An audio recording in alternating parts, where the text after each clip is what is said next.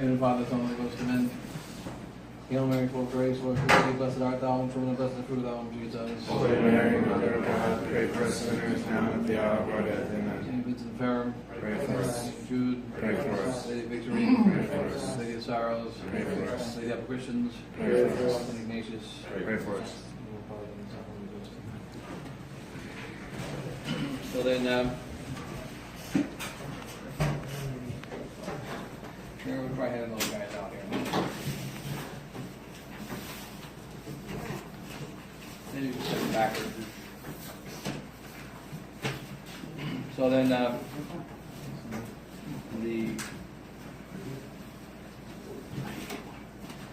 think it's something to do with the.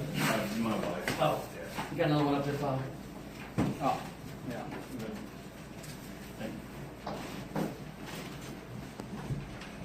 So I think that I think one of the great temptations we're dealing with right now in the last couple of years, well, actually, is that many people, or some people in their resistance, are being tempted by the great error of sedevacantism.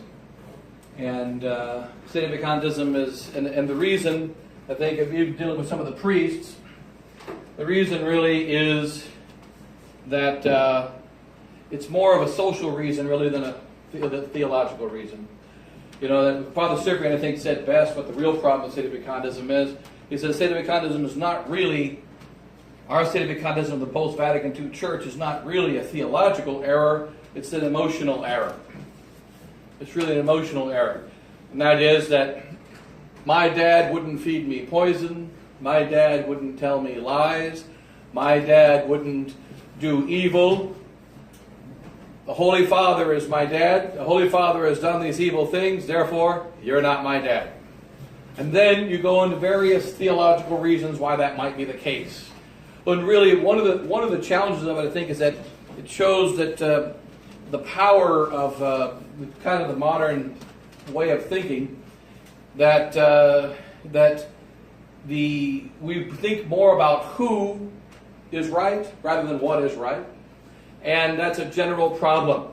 So that we were considering persons rather than things or ideas. Even in the great debate, which is quoted often by the sedevacantists of the 16th century, and St. Albert Bellarmine and so on, Cajetan, John of St. Thomas, the various other authors, the Banyas, Cano, etc., all these authors, Biu, they all speak about sedevacantism. They speak of it as what happens. Is it possible that there be a state in which there's no pope? Is it possible there be a situation in which a pope can be deposed? And if he's deposed, since the pope can't be judged, how do we go about that? And yet, what they had in mind was nothing compared to the situation today. They didn't consider in any way the situation today, and they wouldn't have had a problem in our situation today. Because the real issue of authority is that authority has power to give commands, and that when the commands are outside the scope of the authority, then they're not really considered commands. We don't have to obey them. And when the commands go against a higher authority, then they're also not commands. We don't have to obey them. And when the commands go against the divine law, then we're obliged by the virtue of obedience to disobey them. So the understanding of the virtue of obedience solves essentially the problem. And now there's been a movement of some people within the kind of the neo-resistance, which has now two sides. One side is, New Mass is okay and Vatican II is okay, and that side has a certain following, that it's actually acceptable. The other side is, that there's others that are saying, we can't accept the so-called, I think Father Cicada coined the term, the recognize and resist position, right? The R&R. It used to be rest and relaxation, or whatever it's called. So but now it's a recognize and resist position. So they decided, Father Cicada coined the term, the recognize and resist position. And apparently, by the way, Father Cicada is hearing the grapevine that he might be a little sick right now. He may have some cancer. I don't know but apparently I don't know if it's benign or bad, but you might want to keep him in your prayers. He may have a cancer in the stomach, apparently. But apparently is not sure of how, how bad it is, but that usually stomach would mean very bad, if it really is that. So in any case, but Father Chikata, so keeping the prayers there, and don't know for sure the sickness, but apparently he's fighting with some sickness right now. But Father Chikata coined the term, the recognize and resist, and and the idea really is to show that it's if the king is the king, he has to be obeyed when he gives orders. If the Pope is the Pope, he has to be obeyed when he gives orders. And so he's the Pope, you have to obey him. If you don't obey him for a long time, well then he must not be the Pope. And so there's the position of time, position of authority. And here I want to deal with on this consideration here mainly on the virtue of obedience. And not so much the full sedevacantism question, but really this essential problem of the understanding of obedience. And here I've just got a little paper here, St. Thomas Aquinas, from the Secunda Secundae, the second part of the Summa, question 104 on obedience. And then just a moral theology book from McEwen Callan, which is a standard moral theology book. This is a summary moral theology book. That was in the back there. And then, by the way, the moral theology book, just a little practical note, before the 20th century, the church said, don't put moral theology books in English. Don't put canon law in English. In fact, it was forbidden to translate canon law into the vernacular. And the reason was some people were going to pull out the code that says, see, it says right there, I can smoke. Right? But they leave out the other canon which says, if you're the Satan, then you can smoke. But if you're not Satan, you can't. And so that what will happen is that if lay people get their hands on those canons, they're going to find a way to twist them, which is basically normal, right? Called original sin. So in the wisdom of the church says, no, just keep the canons in Latin and let the canons be in Latin. The same thing with moral theology books in general. They didn't have them be translated into English. This one was in English, a 20th century phenomenon. And some of these are just translations of Latin works. I think this one was originally written in English by McEwen Callan in the 1940s or 50s. But just the basic rules about, and maybe hand out send that back again. On obedience. Obedience. So there's two kinds of obedience according to Trumer. There's material obedience, and then there's formal obedience.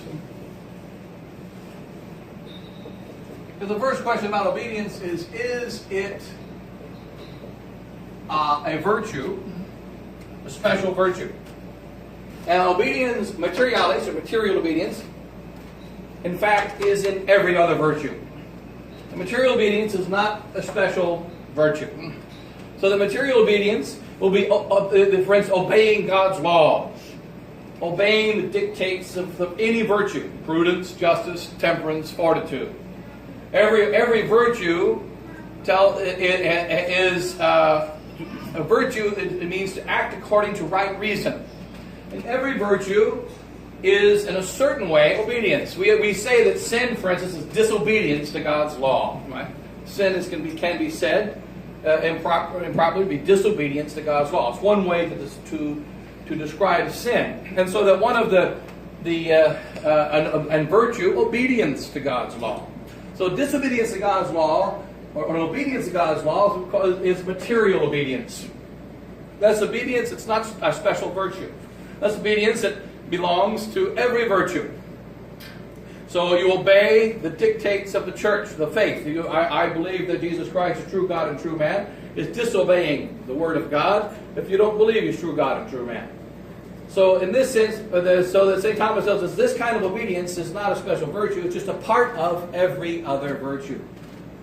And here's where sometimes a confusion is brought in. Because in the 1820s, I wanted to get the quote of the 1820s, but I didn't have time to dig it up. But it's an Alta Vendita, released in the 1820s.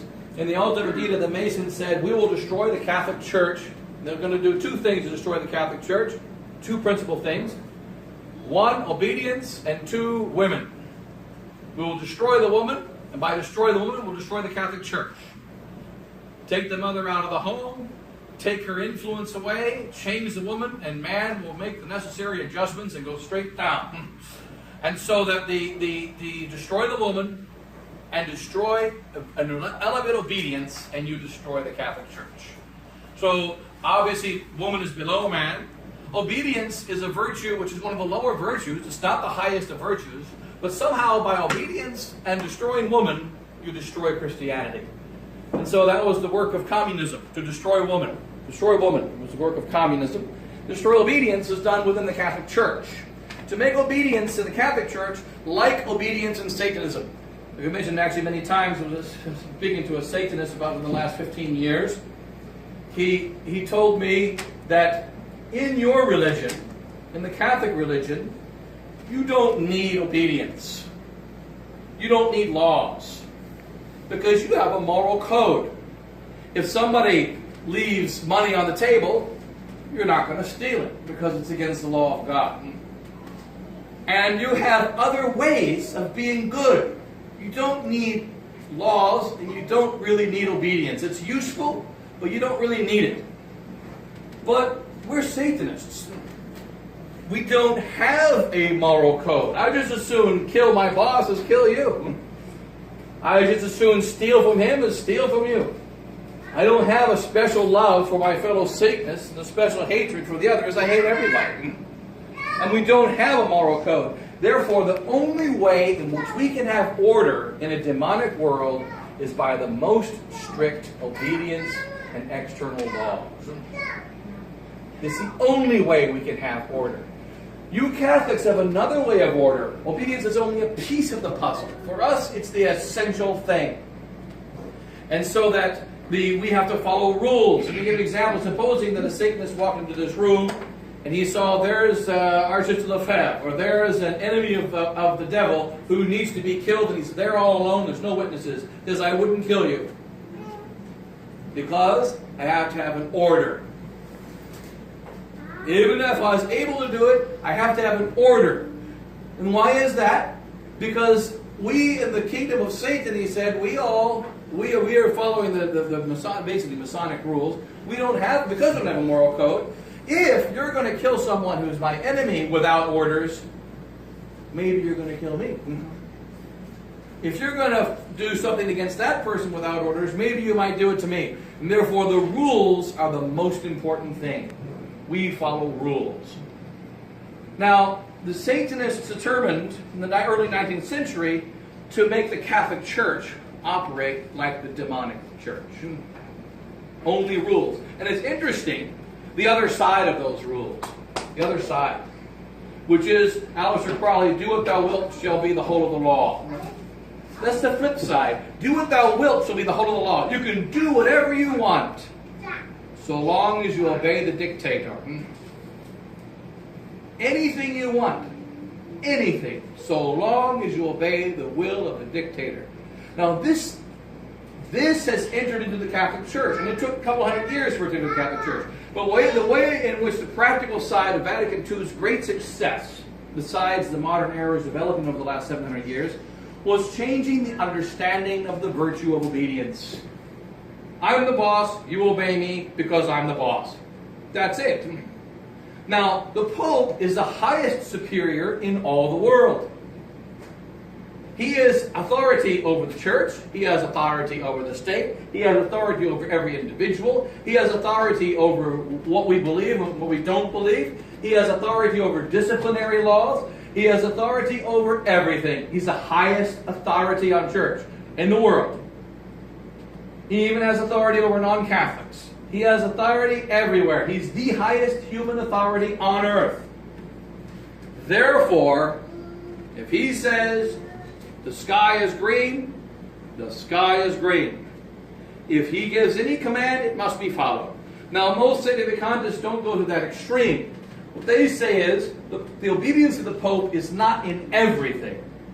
The obedience of the Pope is only in certain things. So when the Pope says this is a dogma, we must obey him. When the Pope gives a universal law, it must be obeyed because the Pope gave a universal law. The example they give is the Mass, the new Mass.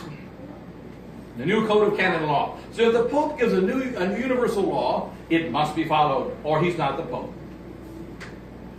And if he gives a dogma, it must be obeyed, believed, or he's not the Pope. So the Pope says that there's ecumenism is a dogma. The Pope says liberalism is a dogma. The Pope says modernism is a dogma. Therefore, he's not the Pope. The Pope says we need to go to the new Mass. Therefore, he's not the Pope. The Pope can't give these commands. And St. Thomas Aquinas gives actually the correct answer. What do you do in the case of these bad popes? And here, this is Article 5 of question 104 of the Secunda Secundae.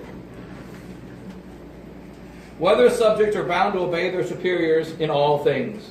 And this applies to all superiors. And he gives the basic principles here.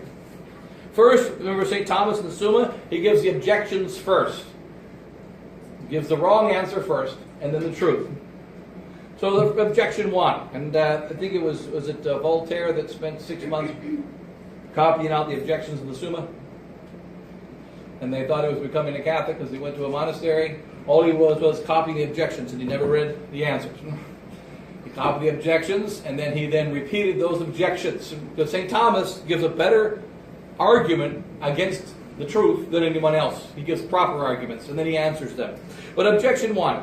It seems that subjects are bound to obey their superiors in all things. For the Apostle says in Colossians 3, verse 20, children, obey your parents in all things. And, I think that's a typo. And further on, servants, obey in all things your masters, your masters according to the flesh. Therefore, in like manner, other subjects are bound to obey the superiors in all things. So there is sacred scripture, right? Obey the superiors in all things. And then then there's a couple other objections. Don't worry about that. The answer. The answer is Acts chapter 5. This answer has been used by the saints for the last 2,000 years. Acts chapter 5, verse 29. We obey God rather than men.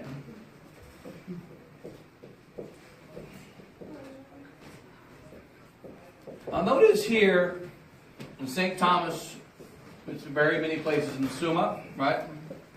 We obey God rather than men. Acts chapter 5, right? We obey God rather than men. So, there's human law and there's divine law. And the order of law is actually quite simple. We start at the top and work our way down.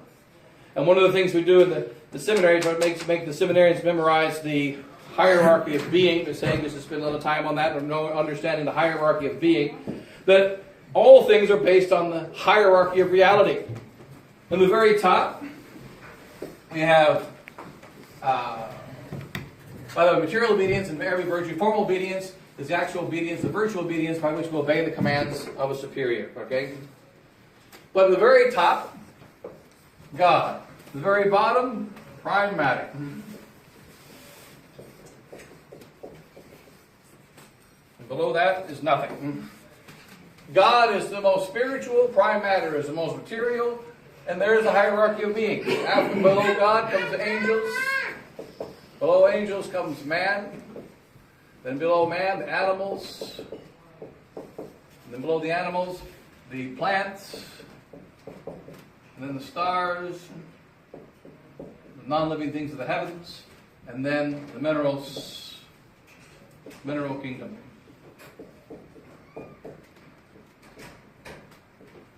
There's only one universe, only one reality, only one ordered universe, but it's all in order, top to bottom. And the first rule of obedience is, the first principle of obedience is the highest authority trumps the lower authority. So you have the lower authority. If a plant tells you to do something and the animal says it's wrong, well, you got to obey the animal. If the animal tells you to do something and the man says otherwise, you obey the man. If the man tells you to do something, the angel says otherwise, as long as it's not a devil, you obey the angel. The angel says do something, and God says otherwise, you obey God. So there's a hierarchy. There's a hierarchy of being. And the higher is the one closest to God, the lower is the thing to the bottom. And that's with regard to who. But who is only one part of the problem.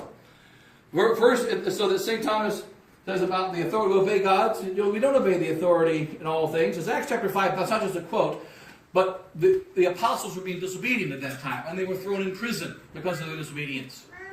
And their answer was, we're disobeying the civil authority because it's telling us to go against the law of God. We obey God rather than man.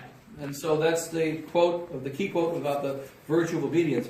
I answer that as noted above, stated above, previously. He who obeys is moved at the bidding of the person who commands him by a certain necessity of justice. Even as a natural thing is moved, the power of the mover by a natural necessity, so that the statue is picked up by the power of the hand. It obeys by a natural necessity. And he says, when we obey by a spiritual necessity. The superior says, pick that up, put that in the garbage. And then my mind and heart unite to what the superior tells me to do, and I obey his will. So there's a physical necessity when the statue is picked up by the hand. Well, there's a moral necessity when the superior gives me a command, and then I obey that command. So that the natural thing be moved by the mover may happen in two ways. First, on account of the hindrance arising from the stronger power of some other mover, and that is, the wood is burnt by the fire. So if you have I'm supposed to obey the one mover, but if somebody else pulls it away and he's stronger, well, then the other guy wins. So it could be the hindrance of another mover who's stronger. So if a stronger force of water intervene, then the fire is put out. So the fire is burning the wood, and the wood is going to be burnt up. But another force stronger than the fire comes in, called water, and it kills the fire, and therefore the wood is not burnt up. So that I move. One force can move me, even in physical things, so that it's called tug of war. The force pulls the rope this way. No problem. The rope is going to come, unless a stronger force pulls it the other way. And that's the way it is with physical things. It's also that way with spiritual things. And so, with regard to the mover, since, though it is subject to the latter's action of one respect, yet it is not subject in every respect. Thus, the mover is sometimes subject to the action of the heat, as regards to when being heated, but not as regards to being dried up and so on. This is a good example. Go to here.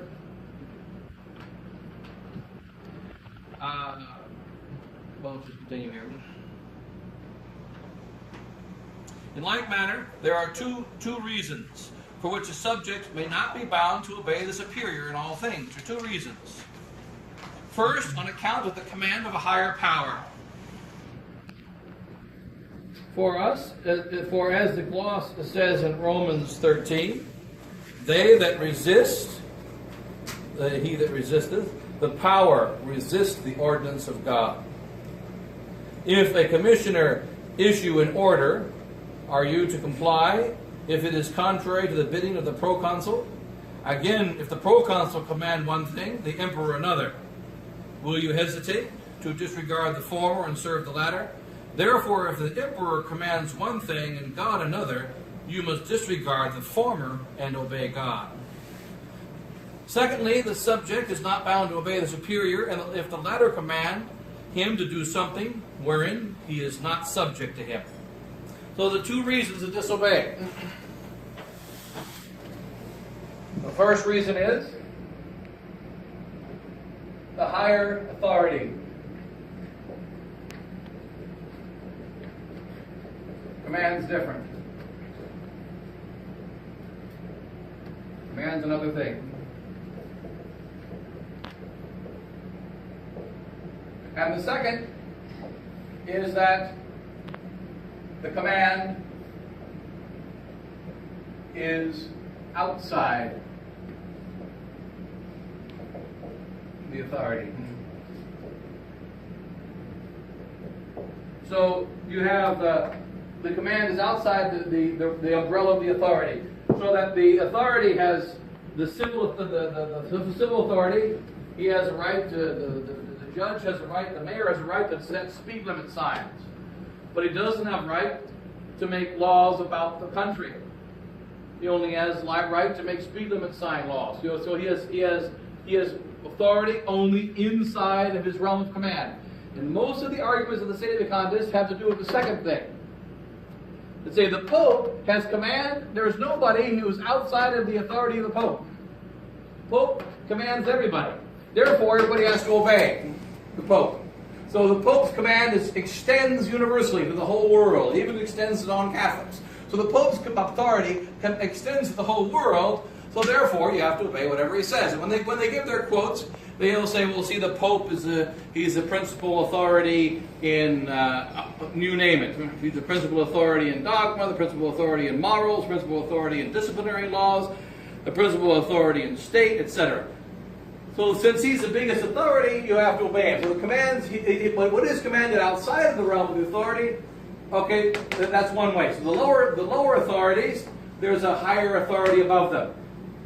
And then St. Thomas simply adds, or this gloss adds in the sacred scripture, that just like the emperor is above the magistrate, so God is above the emperor. So the law continues to climb. So the higher authority trumps the lower authority. If the higher authority gives a different command, the lower authority must be not followed. So when the lower authority commands against the higher authority, must not be followed. And that's the reason why when we're commanded to sin, we must disobey, because God is the highest authority. So it's relatively simple.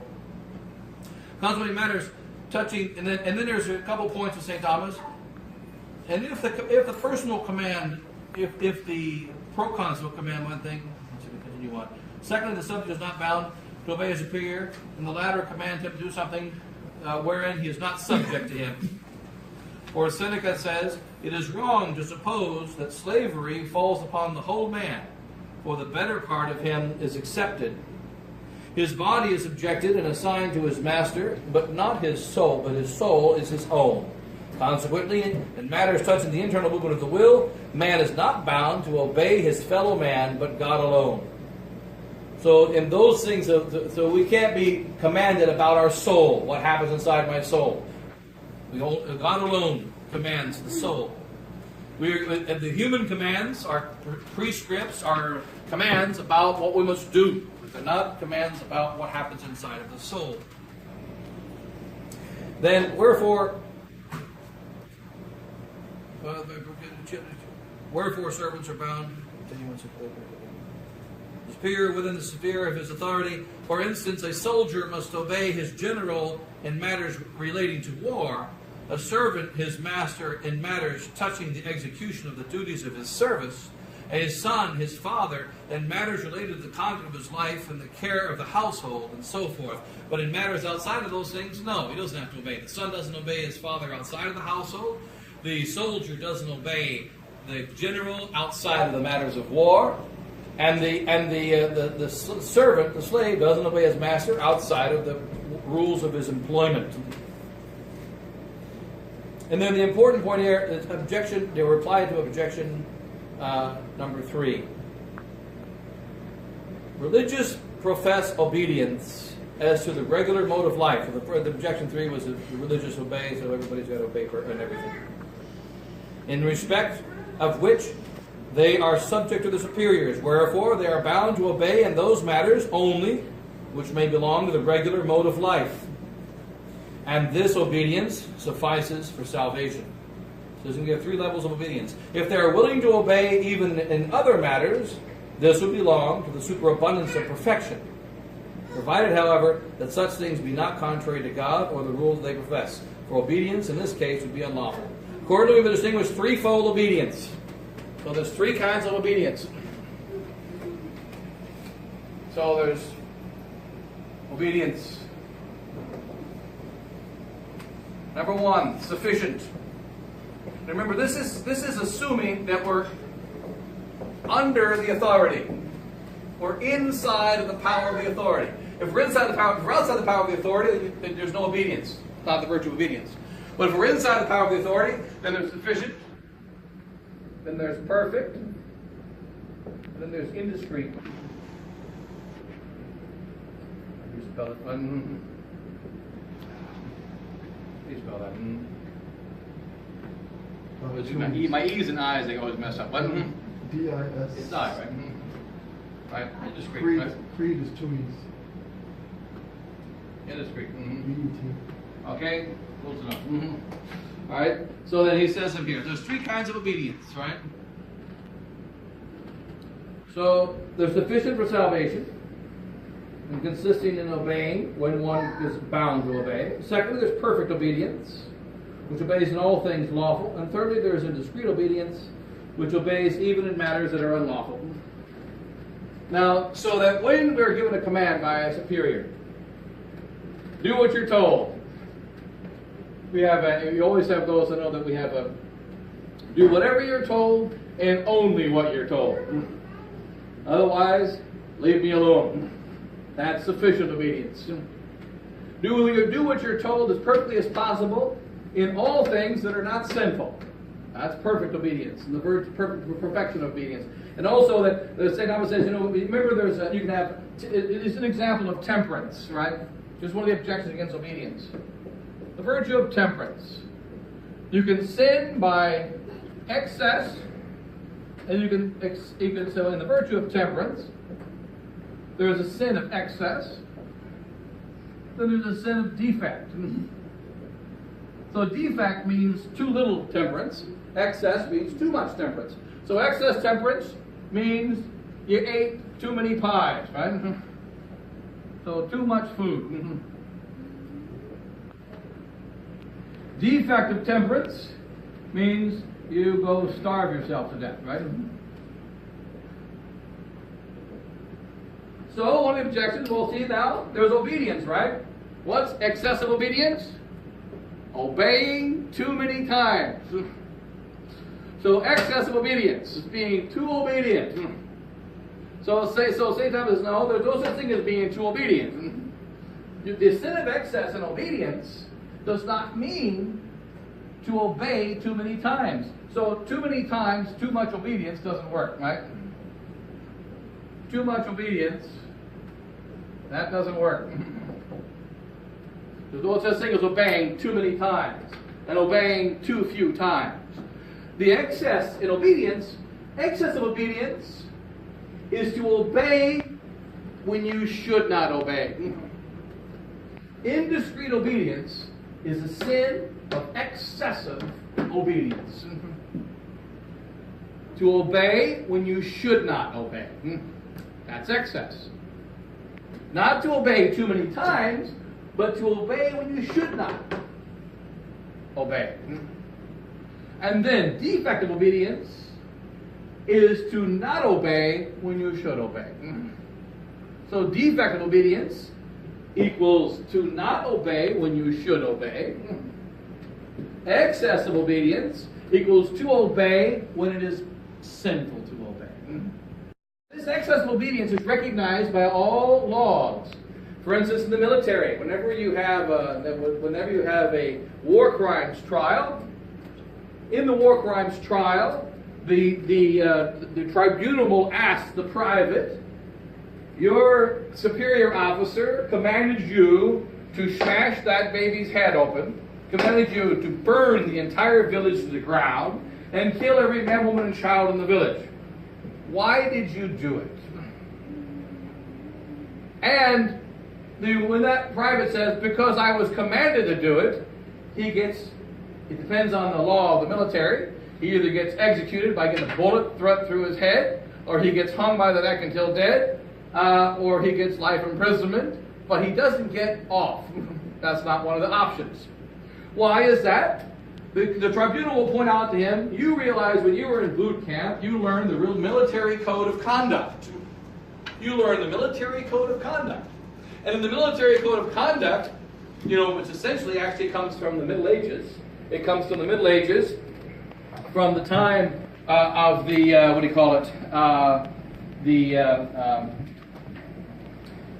from the time of the Crusades, what's the Fox? The Code of the Knights, which was created by the church, right? So the honor code of the knights. Chivalry, basically, okay? What became chivalry. So that the monks told the knights, they didn't tell the knights, don't fight because it's not nice. You won't find a monk say that. They said, you're going to fight the evil, fight the enemy, and fight them on Monday, Tuesday, Wednesday, Thursday, Friday, and Saturday, but don't fight on Sunday because it's a holy day. And then don't fight on June 24th. Yesterday was one of the days we were forbidden to fight because it's a feast day.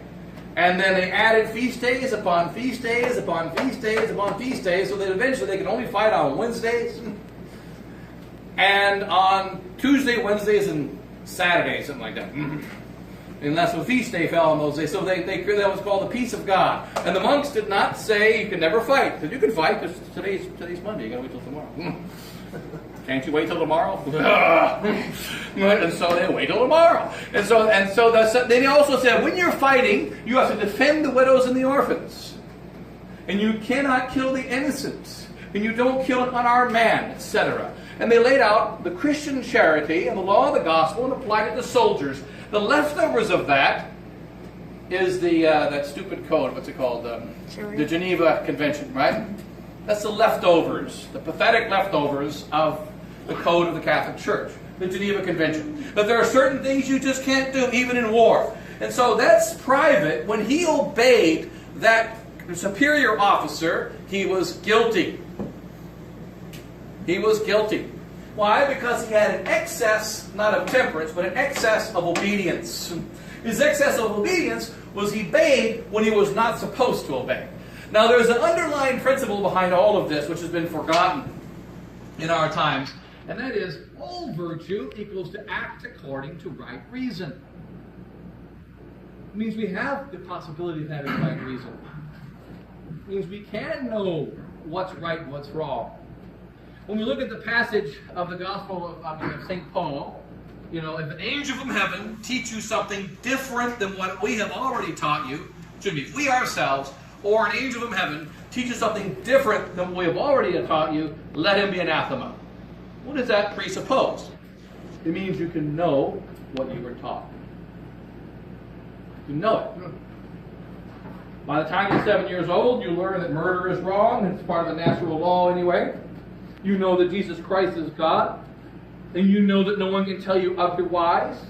You know there are 10 commandments. You know there are 7 sacraments. You know there are 6 precepts of the church.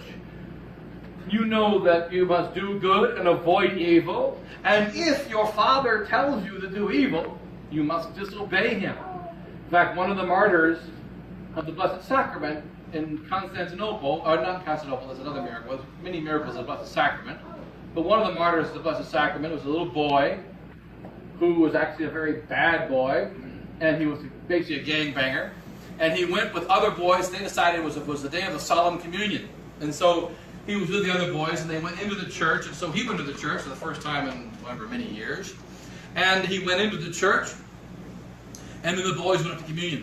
And the priest knew that boy, that he was really bad and never went to church. And he was living in the state of mortal sin. The boy came up to communion because everybody else did. And the priest was not going to give him communion. But then he remembered the gospel, remember our Lord of St. Paul, which said, if someone eats unworthily, let him eat. Well, he wasn't a public sinner. So he wasn't going to give the boy communion because he knew he was a wicked boy and in the state of sin.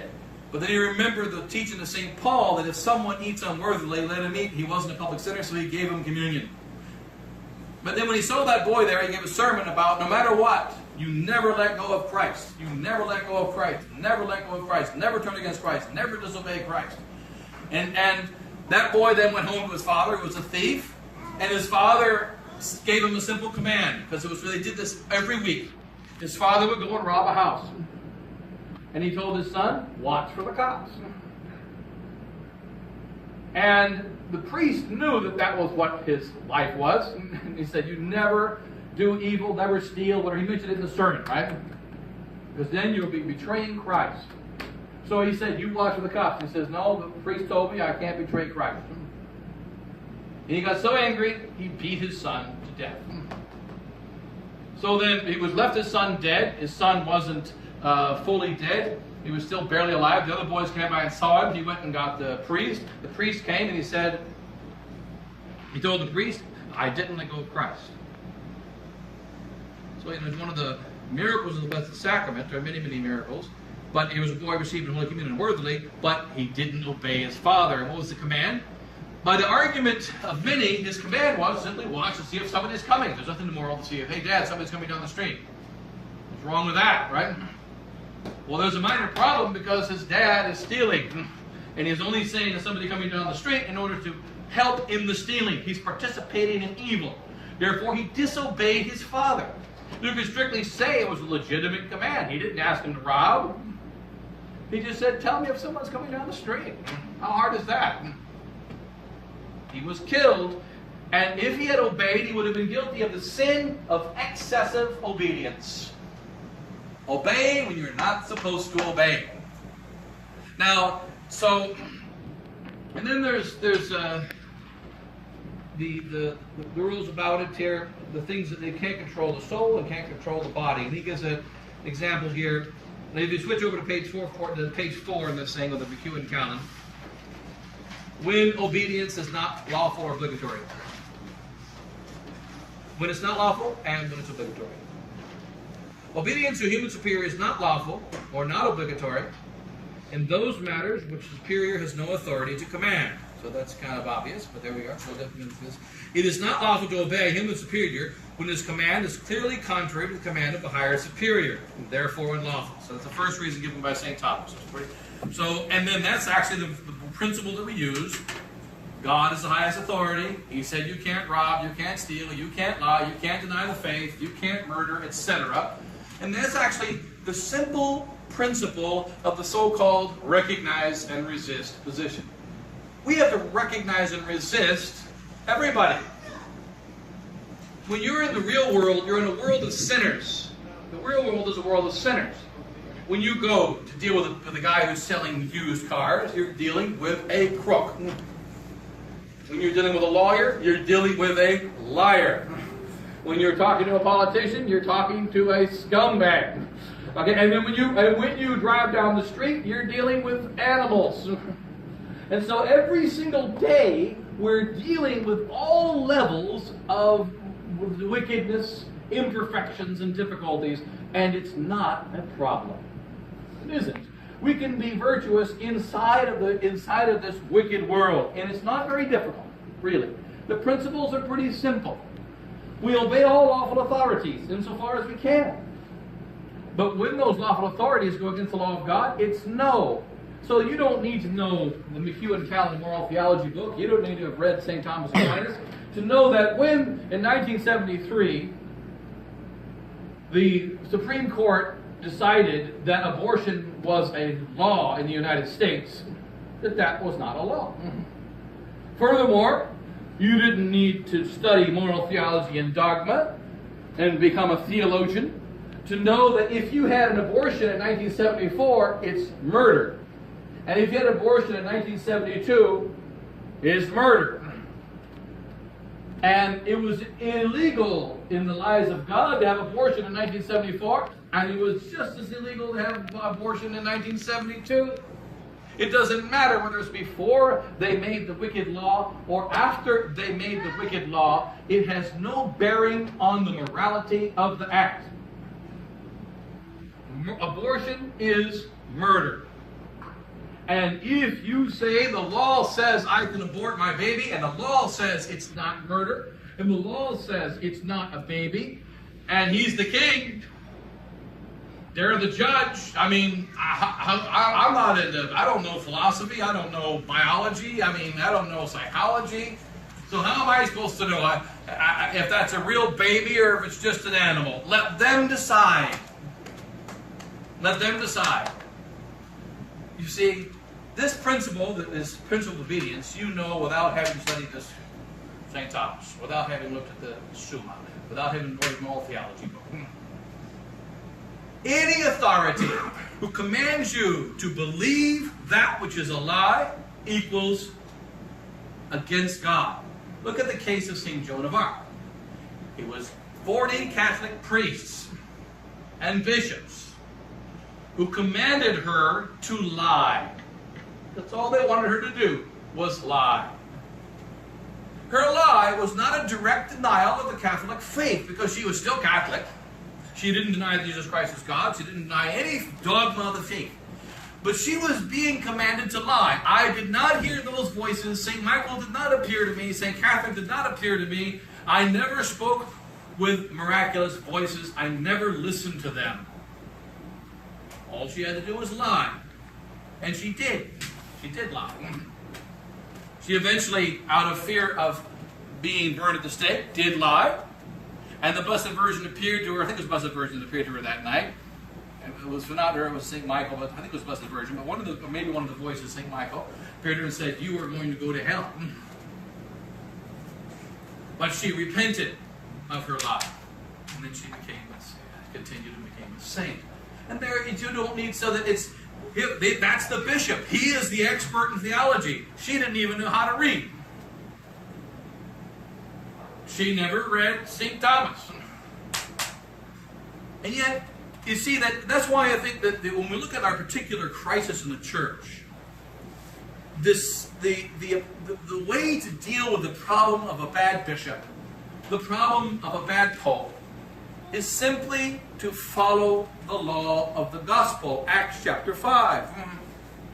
When the authority says, believe wrong, it doesn't mean he's not the authority. It means I can't obey him.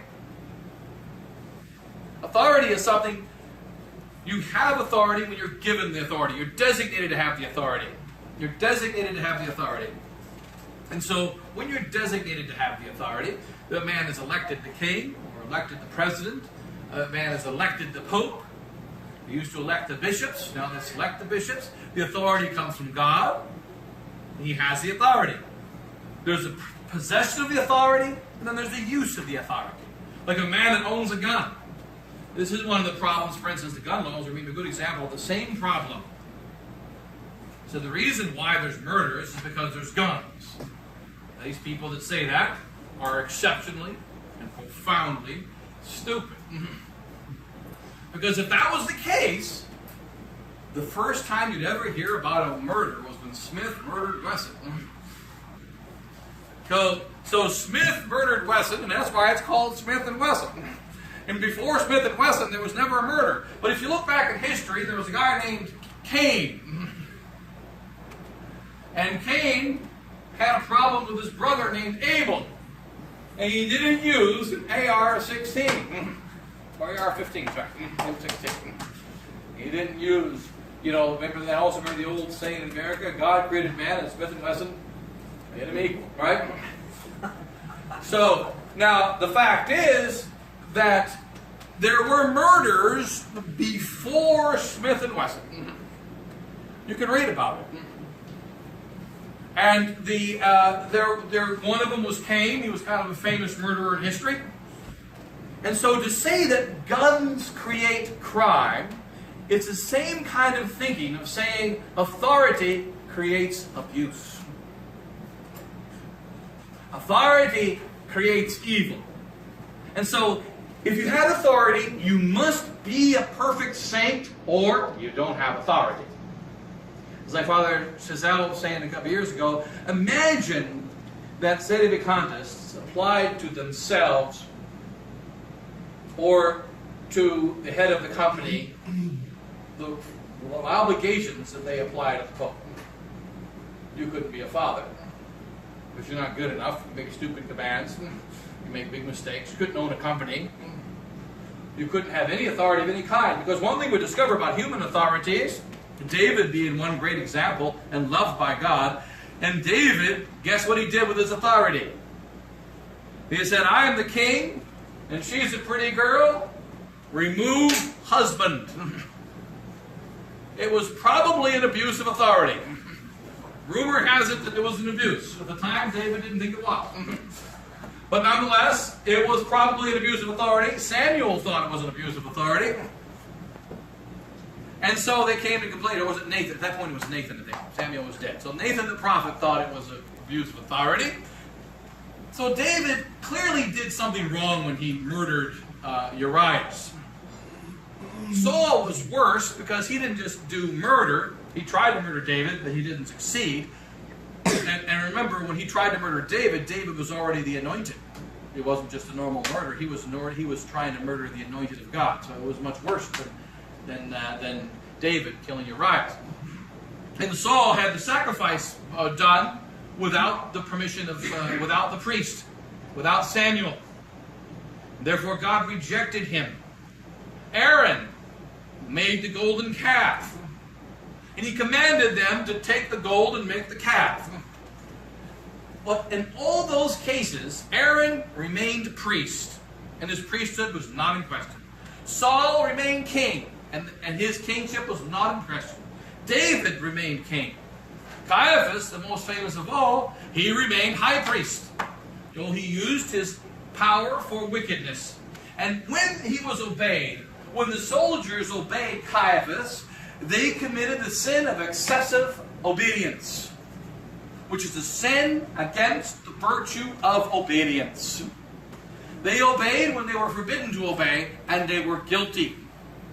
And so that and the same is true. So that with all these cases, when we're dealing with the indiscreet obedience is most common obedience today. It's excess of obedience.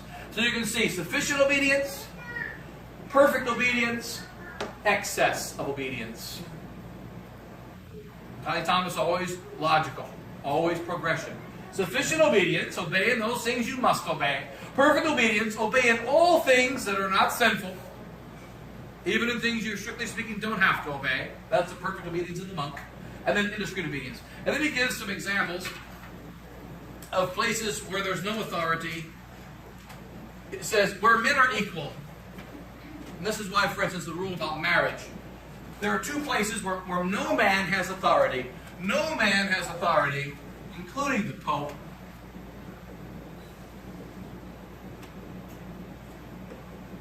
over two things. One, the soul, and two, the sustention of the body, the sustaining of the body.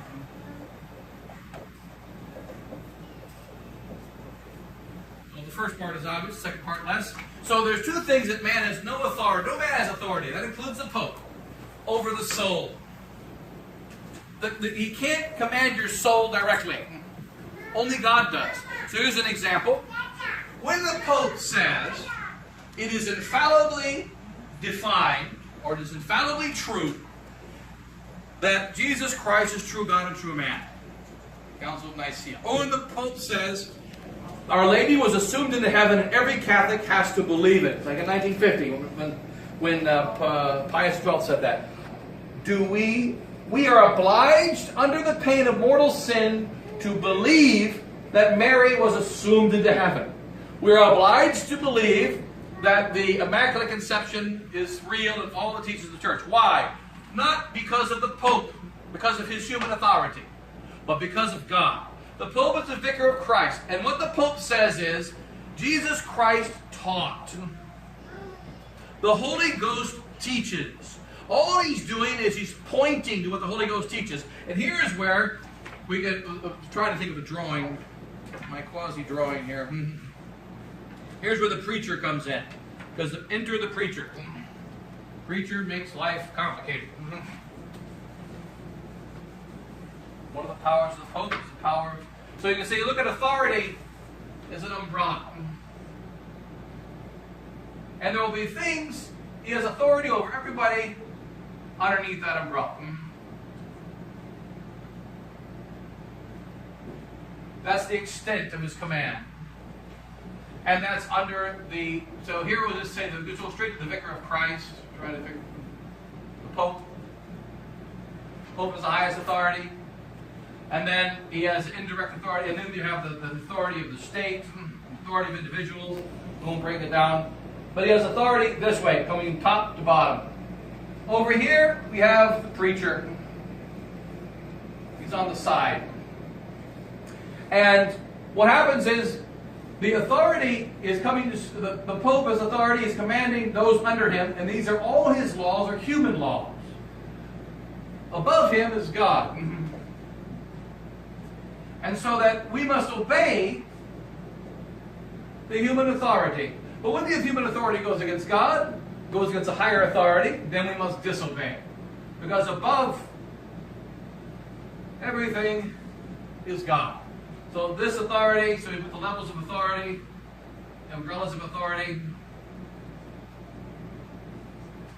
So these A, B, C. C has no authority over B, A has no authority over B over C, but he has authority over these guys underneath.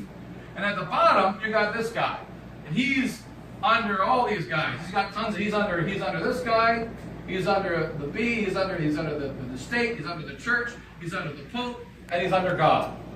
And so that if any of these authorities disobey the higher authority, he has to go with the higher authority. So even though he has many authorities, he's going to obey whatever the higher authority is. And that's even if it's something not sinful. Not sinful. But when the case with God, we go against the law of God, that's it. There's all the bets are off. So here we have no human authority on its own has authority over the soul.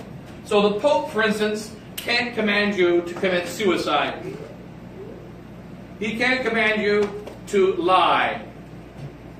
He can't command you to do something inside of your soul that's a violation of the law of God. When the Pope says, when he teaches what the church has always taught, he's teaching what God taught.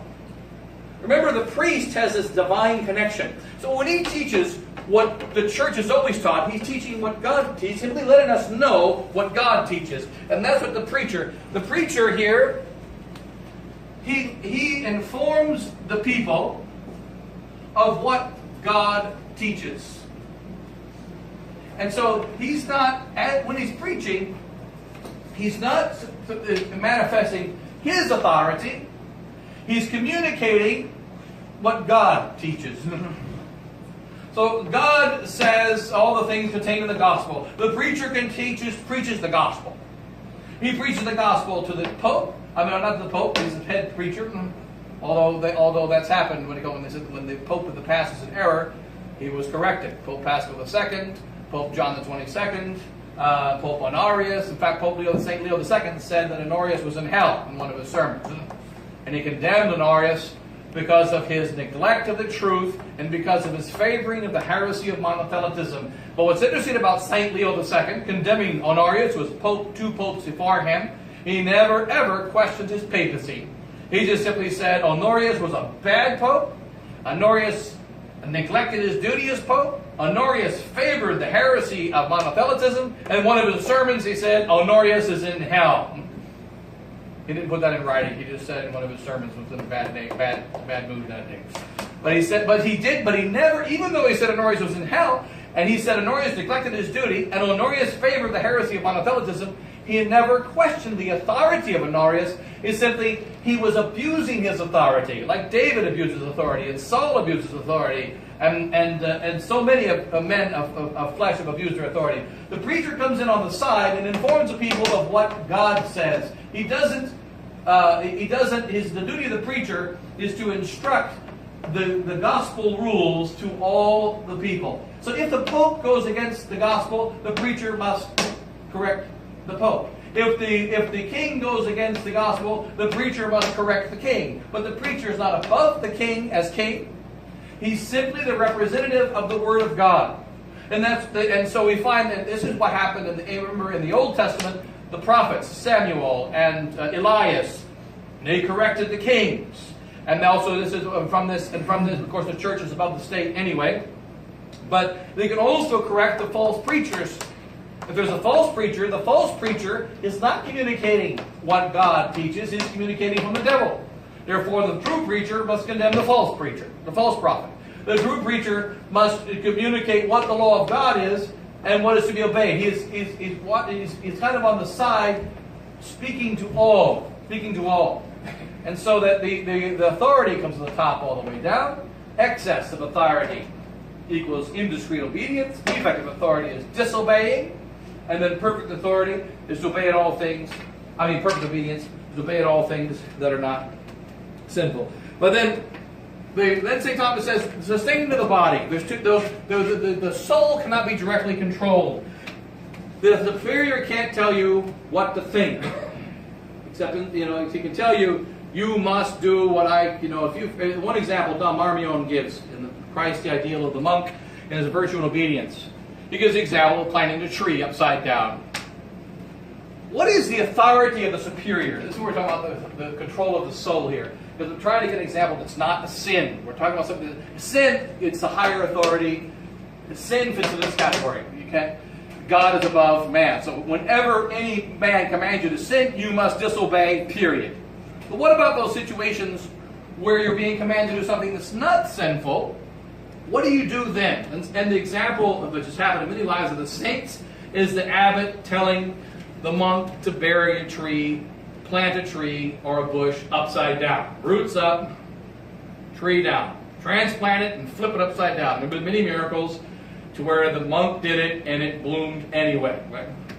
But not always. But it happens sometimes. But nonetheless, that's a famous example. Actually happened. So Dom Armion says, what do you do? What is the obligation of the good monk in that situation? And he says, now the monk, let's say we have the monk, he is a farmer. The abbot is from the city and he's an idiot. The abbot really believes that you're supposed to plant the tree upside down. He's not doing it as a test of obedience. He really, really, truly believes he just wants those trees. He sees how they all, last winter, all the leaves fell off the tree. And that if you put it upside down and you put the part in the ground up, the leaves won't fall off the tree next winter. And so he says, you must remove all these trees, flip them upside down, bury them so that next winter we don't have this problem. What is the monk supposed to do? And he says, first of all, the monk is supposed to say, well, you know, I'm a farmer, and when you take roots and put them into the air, it's unhappy for them. They don't live well in the air. The branches don't do well underground because they can't pick up the nutrients, and the sun won't make the roots turn green, it'll make them turn brown. It won't work. So we really think this is a bad idea. And then here are some examples of why it's a bad idea and why you shouldn't do it. And if you do this to the orchard, we're going to lose all our grapefruits next year. Or all our apples or whatever. No, I'm the abbot. You must plant those trees upside down. So what is the obligation of the monk in his mind, in his heart, in order to be a saint? So Dom Armion explains what he must do. First of all, he must not change his mind. He must not change his mind. He realizes that this doesn't work. And he doesn't believe it's going to work. Now, he might even be mistaken. He could even be mistaken. But since he doesn't understand how this is going to work, he doesn't have to understand how it's worked. It's possible that the monk is mistaken. It's also possible that the monk is right. That it really doesn't work when you plant them upside down, or it really does. But he doesn't have to agree. He doesn't. When the abbot told him what to do, he didn't understand it. He doesn't have to agree. So he does not have to agree. The slavish obedience, the sin of slavish obedience, one of the other forms of excess of obedience, is not only to the levels of indiscreet obedience, is not only to do what you should not do, but then to unite your whole mind and heart to whatever the superior says, no matter what, without the use of reason. Then that obedience is not a virtue, because obedience is to act according to right reason. So if the superior says, plant it upside down, I don't care. I'm just going to plant it upside down. If it works, it doesn't work. It doesn't work, doesn't work. I don't really care. The true monk is going to care. If he believes it's wrong and a mistake, he's going to honestly tell his superior, I believe it's wrong and a mistake. The superior is going to say, fine, you're an idiot, do it anyway. No problem. And he's happy to do it. Why is he happy to do it? Because he took a vow of obedience. He wants to fulfill the will of his superior as a representative of God. But he doesn't have to unite his soul. You see, the superior can't say, you have to agree with me that this is what must be done. You just have to do it. If it's not sin, then he does it. If it is sin, obviously, he can't do it. But it's not a sin, so therefore he can do it. But the abbot does not control his soul, does not control his mind. And that's why St. Thomas gives the example of the monk. The abbot has control over the good of the community. He has control over the rules of the community, what happens inside the community, but not what happens inside of the mind and heart. That he has only as a representative of God, maybe in the confessional, in another way, but not as abbot. Now then there's the stain of the body. And here is a common problem of the past. As a sustained body. Number one, health. And number two, procreation. Body is sustained, we have new body by procreation, having children. Therefore, no superior can command a man to marry this woman. You must marry that girl. Now God can, remember, no problem. So God can appear to you and say, you are marrying that girl. You are marrying that man. God can do that, no problem. But no human authority. So the Pope cannot command you, you must marry this woman. If you do, quote unquote, obey the Pope, you're not really obeying him. You're agreeing with him. That's why, for instance, even in the past, and we still have arranged marriages, the father and the mother arrange the marriage, but the children, the couple has the right of veto. They can say, no, I'm not going to marry this person. I'm not going to do it. Which is why we have the ceremony. Do you take this man for your lawful wedded husband? You take that woman as your lawful wedded wife. And you have to take it. Then St. Thomas says, now while you're not obliged to take this man for husband, you're not obliged to take this wife. And the other thing he says, procreation and virginity. Remember all the martyrs that died because they were told to marry. And they refused because they were married to Christ. They have no authority if you choose virginity, or if you choose the wife or the husband. Now after the choice, there's all kinds of obligations. But no one can force you to make that choice. So in the case of the monk, for instance, he takes a vow of poverty, chastity, and obedience. He cannot be obliged to become a monk. But once he decides to say yes, and once he takes the vow, then he takes on obligations of obedience. Vow. And then the same thing with a marriage. You cannot be forced to marry this man or forced to marry that woman. But once you've done it, it's finished. And then with regard to health, it's just simply no one has a right to kill you. So that the example given again in the theology books, and then realize it's, we'll stop in a few minutes here. The example in the theology books is, what if the Pope attacks you? He's the Pope. Remember, you can't hit a priest. You can't hit a bishop. You can't hit a Pope. If you hit a Pope, you're excommunicated. But what if the Pope decides to attack you with a knife? What do? You can hit the Pope. Why? Because the Pope you can't hit the Pope for no reason. You can't hit the Pope because you're mad at him. You can't hit the Pope because he deserves it. But if the Pope is trying to kill you, you can hit the Pope to prevent yourself from being killed. And you're not excommunicated for hitting the Pope. So they can't take away your life. And this is the reason, for instance, stealing is unlawful. You can't steal. However, if you are starving to death and you're walking by a bread shop, you can break the window and eat the bread. It's not stealing. It's not disobedience to the law of God. It's not stealing. Why? Because what are you doing? You're taking that which is necessary for life. So with regard to this doesn't mean being healthy, because then you can justify anything, right? I'm sorry, I can't eat that. That's not good for my health. No, it has to do with life and death. Same thing with regard to procreation. You can choose the wife, but then you can't unchoose her. And you can choose to be a monk and take a vow of poverty and chastity. You can't unchoose that. So we're talking about a minimal thing, but still, no man has control over your body, and no man has control over your soul, including the Pope. And just knowing this is sufficient to know when to say yes and no to all commands.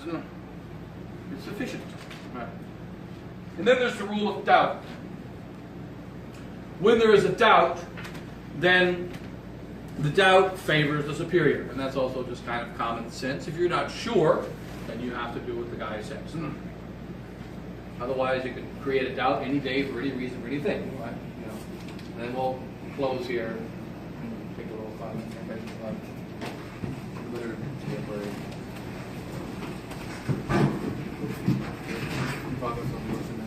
Glory be to the Father, and the Son, and the Holy Ghost. St. Vincent Ferrer, St. Jude, Lady Victory, Lady Sorrows, the other Christians,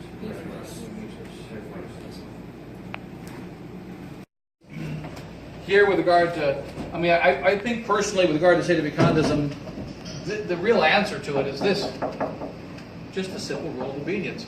and that we have to do it all the time. And that the foundation of the problem is taking, it's actually Masonic and Satanic. This is the secret. It's Masonic, Satanic, and Modernist.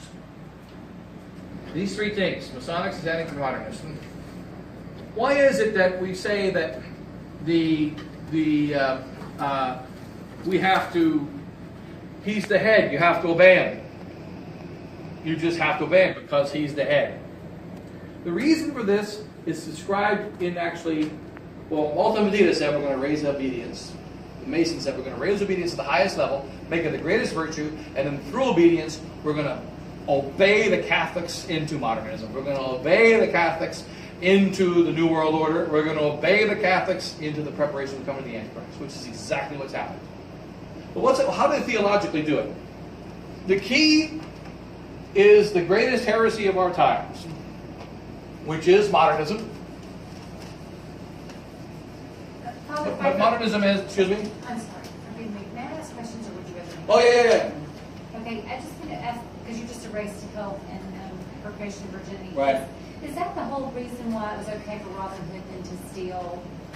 That because they were taking people. Okay, actually, even though I'm a fan of Robin Hood, it wasn't okay. Okay, that's But because we have an Italian background, I mean, you know. I mean, nobody's perfect. But in fact, Robin Hood wasn't okay. It's actually a big, Robin Hood is an interesting dispute because Robin Hood did steal from the rich to give to the poor. Now, there's actually a distinction in Robin Hood. Now, supposing that the, the sheriff of Nottingham, along with Hiss and whoever else, went to take the money from a certain village, right? Right. Now, Robin Hood comes and takes it from them and gives it back. That's no problem. That's not immoral. Because what he's doing is, they're stealing, and he's taking and giving back. So that would be moral, right? However, when you just, in general, rob from the rich to give to the poor, that's immoral. That's a case of doing an evil that good may come of it. So in the case of Robin Hood, sometimes when he stole, it might have been okay because he was actually just returning what was being unjustly taken. I thought the story was about. Yeah. But remember, I think when he takes the money, he just distributes, doesn't he? If I remember correctly. Mainly to Friar Tuck. Well, I didn't read the book. This was just What? Excuse me? I said I was just talking about the movie version. I wasn't talking about the book. But even in the movie version, I think he just in general gives to the poor, doesn't he? You know, with Errol Flynn? Isn't it just in general? I don't know. I can't remember. I was talking about the. I remember the deer over the Disney version. I'm sorry. Carrying the village. What'd you say? Yes, the snake. Yes. Yes. Yeah. Yes. It's a great cartoon. Yes, and that part I thought it would be okay because the people were starving. It was their money. They'd been all taken. I didn't realize. Okay, now that's true. Again, you're getting to the distinction. To rob from the rich to give to the poor is, as it is, immoral. Right? Okay. But when you put in these nuances, the rich stole from the poor, you're taking it and giving it back to them. That's no problem, right? You're unstealing. You're not stealing, right? Obviously, it would not be, that's true, it wouldn't be stealing. And then the other option is the people are truly dying of starvation. Right. And that's where that health thing comes in you're talking about. Then you can take and give to them, and that's also good. So that's where, you probably got a little bit of a mixed, the story of Robin Hood maybe a little bit mixed. That he did do, in general, I would say that if there was, that when the Catholic king would come back, like Richard I, he wouldn't, even though Robin Hood didn't exist, I don't think he would execute Robin Hood. I don't think he would. Maybe with Sam, that wasn't nice, don't do that again. And that would be it, But I don't know that he would give him a serious punch. Because Robin Hood, the character of Robin Hood, he's got good intentions. So that way. He also is honorable and honest. He's also robbing not just from rich people in general, but from specific rich people who are doing evil. Right. Those are mitigating circumstances. But if he's just taking from their treasures in order to give to the poor, that's clearly immoral. Right? And but you can see how there's been many disputes about Robin Hood because what exactly was moral that Robin Hood did, what was actually immoral that Robin Hood did. There are disputes about that, right? the principle is clear, right? You can't take from a rich person to give to a poor person. Remember, that's one of the foundations of communism, right? Right. Or one of the theoretical foundations, yeah. Do we know that Robin Hood was real or what he actually did? I don't think it was real. But I do think there are people who have done that, though. I think it might have been real, but it might have been one of those stories that got embellished. Could be, like, for instance, King Arthur was real. In fact, Arthur might have been, Yeah. he lived, he couldn't have worn armor really- because he lived in the 400s, right? He predated Clovis. Yes. He is the first Catholic king. I did not know that. And he united England, and probably the story about Guinevere is probably real. You know, so, and The Lancelot. real case was Father Capon during the World War II. He would sneak over to the Japanese tents, take food to feed the American soldiers Oh, yes. because they were starving. So that would be just. Yeah, okay, that would be the other right.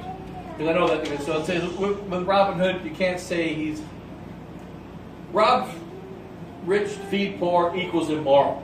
But that's not exactly, that's an oversimplification of what he did. Right. So, but you can see how with regard to health, virginity, it also shows how the father, because where the problem of obedience was a problem in the past, it's fathers. Fathers overstepping their bounds of authority over their children. And that was, you will be a monk, for instance. You will be a priest, because there are a priest in our family every generation. Like for instance, in India, for instance, there are some families that have had a priest for the last, they count. I am the father, whatever, in Kerala, number 34. So for the last 1,300 years, there's been a priest in that family. And if your generation comes up and one of your sons doesn't want to be a priest, guess what? He's become a priest, right? But we're not going to have a gap. And so there could be cases in which someone's forced to be a priest, forced to be married. Forced to be married, of course, is a common one. Forced to be a priest is not as common. But forced to be married certainly is. And that's the reason why St. Thomas, remember in his day, it was still arranged marriage in the West, right? Still arranged marriage in the West. He was not questioning arranged marriage. He was just saying that you can't force someone to be married. Didn't they try and force him to become a Benedictine? Of course, he's an example, right? He's right. He himself, he was forced to be a Benedictine. He said, "No, I'm becoming a Dominican." Yeah, and in fact, that also is one of the things about that choosing what you want to do. Reading about the lives of the saints, I'm not going to be a Benedictine anymore. I'm going to found my own order.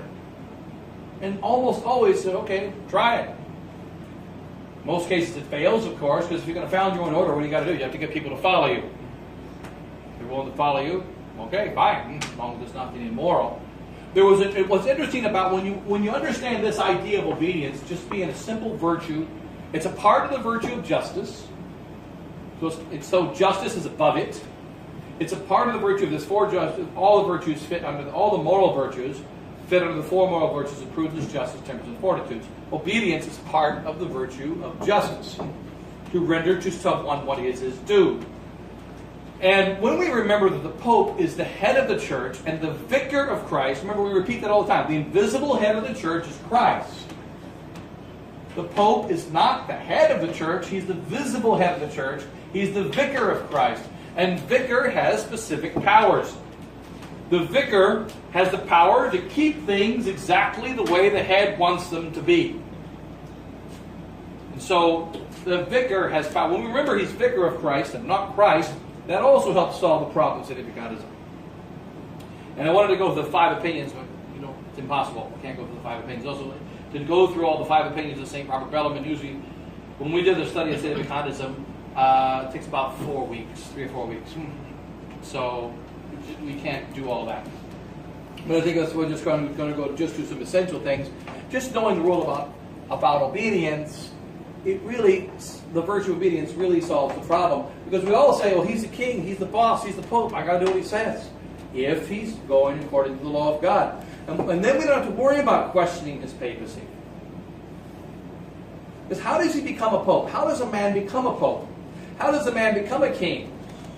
You could say the election of Obama was invalid. Probably was. Probably the election of the last 34 presidents was invalid. But Kennedy had what? Several thousand dead people vote for him in Chicago, right? The cemeteries of Chicago all voted Democrat that year, which is probably, wrong, right, or illegal, right? So you could say Kennedy wasn't president, and all the fans of idiot Gore claim that Bush wasn't elected president validly. So what? He's the president. Gore is not. And Kennedy was the president. So you know that we have the statement contra factum non fit argumentum. Against a fact there is no argument. And somehow we've made this distinction between the real world, like Protestants, and the spiritual world. No one would question that Obama, though he's a bad president, he's a president. But Francis, bad pope, can't be pope. Bad president, no problem. Bad pope, impossible, right? Why not? And St. Robert Bellarmine himself says, I believe that in the providence of God, there could never be a case of a heretical pope that would be able to be deposed. Which sedevacantists also kind of leave out. They like to leave that out. I believe it could never happen. Says St. Robert Bellarmine. Yeah.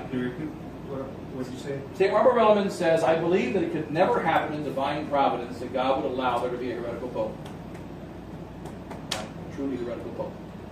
But he can finish by saying, I admit I have no foundation in sacred scripture.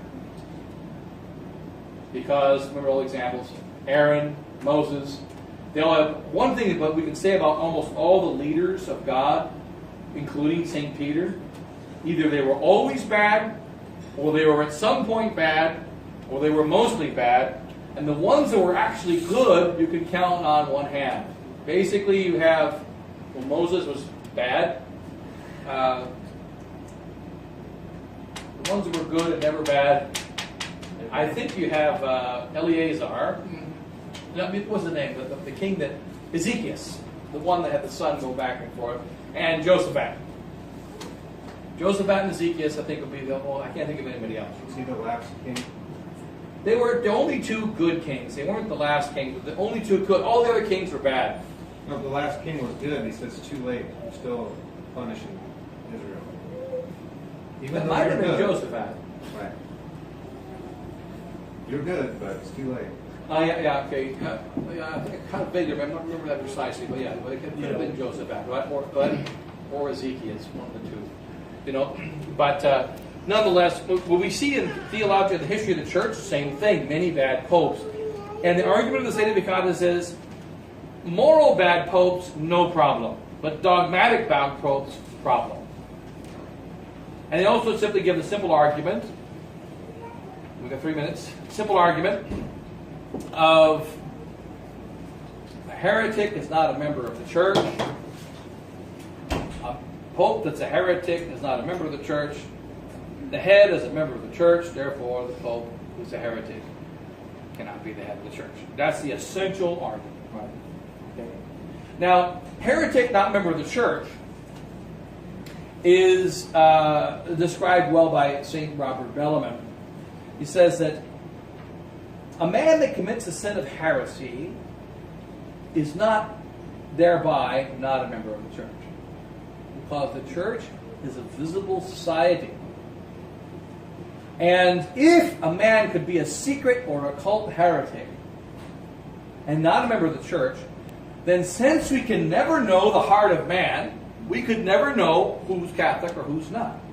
Rampolla would be a good example. Rampolla could have been your parish priest or your local bishop.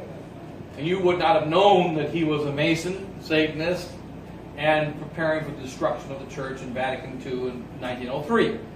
If you had met Rampolla, you would never have guessed that. Well, he's not the first bishop to be like that. He said the Latin Mass, if you preach a sermon, you might have thought it was the greatest sermon on earth, but I guarantee you he didn't preach heresies. Yeah, I guarantee you he didn't preach heresies. He said nice things. He maybe avoided saying the real truth, like so many people, but he didn't preach heresies. He didn't teach heresies. He was just a Satanist, a Mason, and preparing for the coming of the Antichrist.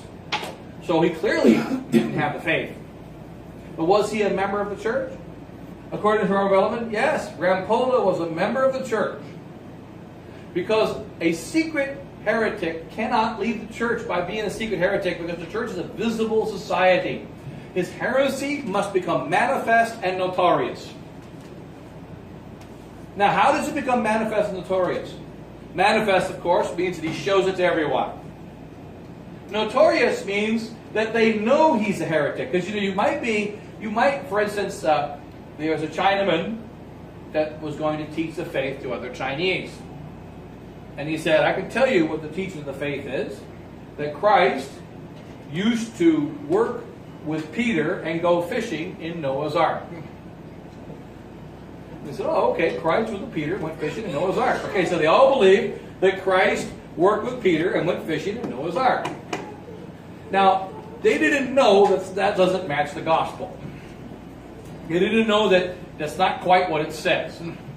So therefore, even though they knew that Christ went with Peter in Noah's Ark to go fishing, they knew that that's what the man said, but they didn't mean he was a heretic. He's not notorious. Now, to believe that is heresy. But it's not notorious because the Chinaman that's listening doesn't know that that's different than the actual teaching.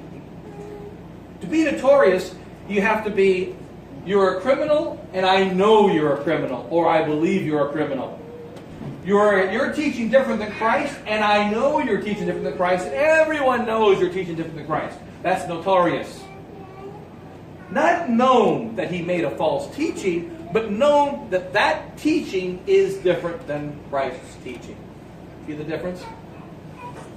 So, applying that to the situation of the church today, this is one point before we go to the office in 2 minutes. We cannot claim that Francis, John Paul II, and the previous popes are notorious heretics. That they are preaching heresy, clearly they are preaching heresy. When they say the Catholic Church, ecumenism, modern, all their 50,000 heresies. Francis comes up with one every day. So when they teach their heresies, they're clearly teaching heresy. But these heresies are not notorious. Why? Because the people, the bishops of the church, including their holy Cardinal Burke, and the people of the world think that they're teaching what the Catholic Church teaches. Example, for instance, when I was in India, I met a sister. I've been a sister for 20 years. And you can't tell me you're Catholic and you believe the Catholic Church is the only true church. No Catholic can believe that. She was totally scandalized, right? She thought that I was a heretic because I taught that there's no salvation outside the Catholic Church. And she knew as a Catholic that you could be saved in any religion. Every Catholic knows that. It's a dogma. She even told me it's a dogma. Now, she's not the only one that thinks that. We have about 1 billion Catholics that think that. When we use the word notorious, it does not mean, it doesn't mean that someone is objectively saying an error.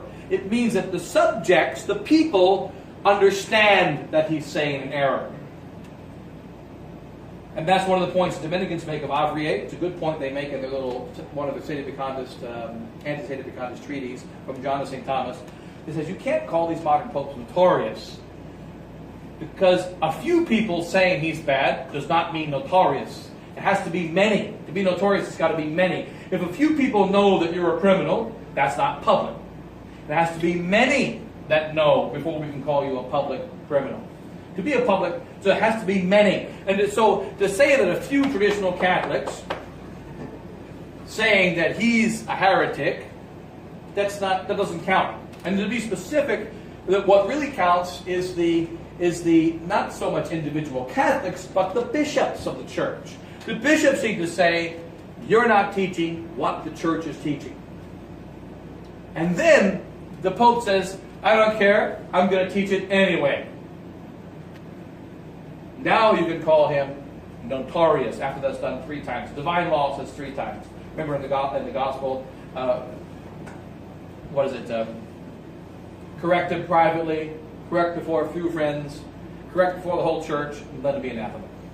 So Christ says that, so that's why we call it, since Christ said that, it's a law of Christ, meaning a divine law, not a human law. 3 warnings is a divine law. So that's why the church, for instance, before you get declared a heretic, we warn you and say, you just taught that Jesus Christ is not God. That's a heresy. I don't care, I teach it anyway. Okay, maybe you didn't understand me. Maybe you didn't understand me. Let me say it again. You just taught the second time. After the third time, then we get to burn you at the stake. So the divine law requires a triple warning. Why? Because we want to make sure that you really believe that. So, but in any case, you know, to say that he's a heretic, you know, it just doesn't really work here. Now it's time for the office. The office is right now. So we better say a prayer here. Now at 12:30 is lunch. Right now is the divine office. It only takes 10 minutes. They'll teach you in 60. And we'll pick up at 2 o'clock here. Okay, God, the Son, the Holy Ghost. Glory be to the Father, the Son, and the Holy Ghost. Same as the Pharaoh. Pray for us. St. Jude. Pray for us. Lady of Victory. Pray for us. Lady of Sorrows. Pray for us. Lady of Christians. Pray for us. Ignatius. Pray for us.